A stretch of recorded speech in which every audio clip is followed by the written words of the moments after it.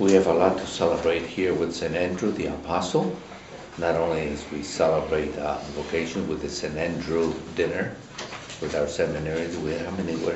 Seven last night. So we're casting the net and hauling them in, okay?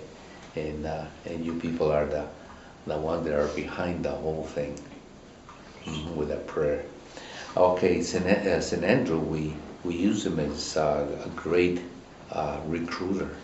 So imagine after he spent one day with the Lord, then he goes back so joyful and happy and he has to get his brother and to share the good news. And then, and so even though St. Andrew is really a model for all Christians as well, that when we get the good news, we can't keep it. We've got to go up there and bring our brothers and sisters in. So with the new reception of the new missal, then part of the work of the reception of it is to bring the good news of the new of the Mass, the new changes, in order to bring our brothers and sisters who are not attending. That's 2/3 of our Catholic population. They're still out there and they haven't heard anything of it. So we need to go like St. Andrew, get so enthused, and then how in one day Andrew was able to say, this man is the anointed, is the Christ. He is. How could he learn that quickly?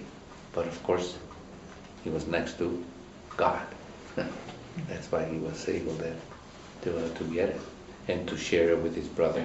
Let's see what it says here. Andrew, of course, in the 1st century, brother of Simon Peter and disciple of John the Baptist. So he was following John the Baptist. Tradition holds he preached north of the Black Sea in Greece and died bound to an X-shaped cross at Patras in Greece.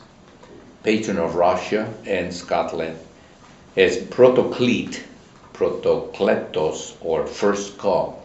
Proto is first, proton, and then patron of the Greek Church, patron of fishing industry, and mentioned in the Roman canon. So we have a lot here with St. Andrew, but also on today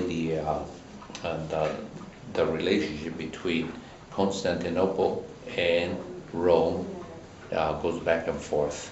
So today the Holy Father has sent Cardinal Caspar Cook and sent him over to Constantinople or Istanbul, and then to celebrate the St. Andrew celebration. And then in the summer, the delegation from Constantinople goes to Rome to celebrate St. Peter's, I think, chair of Peter. No, it's something in June, July. So anyway, there's a mutual exchange and all that, because the two brothers there.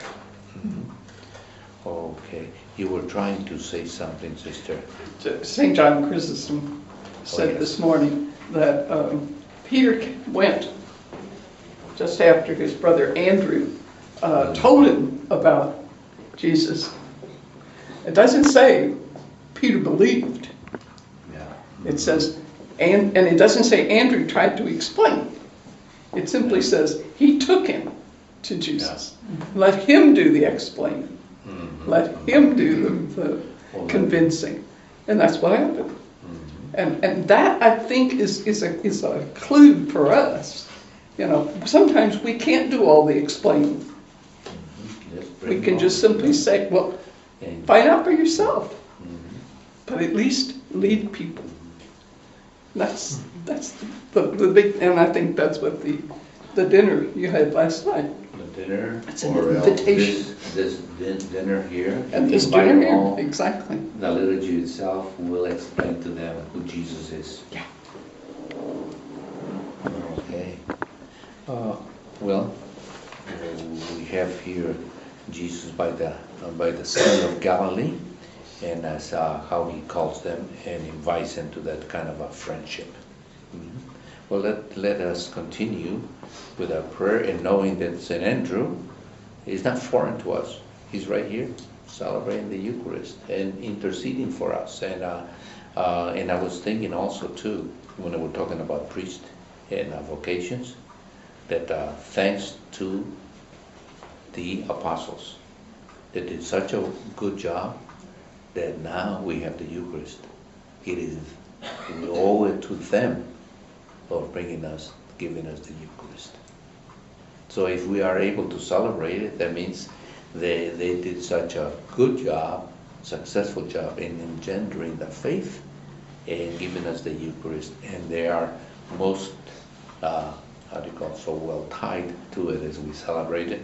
And so we need to be always aware how the apostles are constantly taking care of the church, perhaps better than we do. They're here. Let us then continue with that.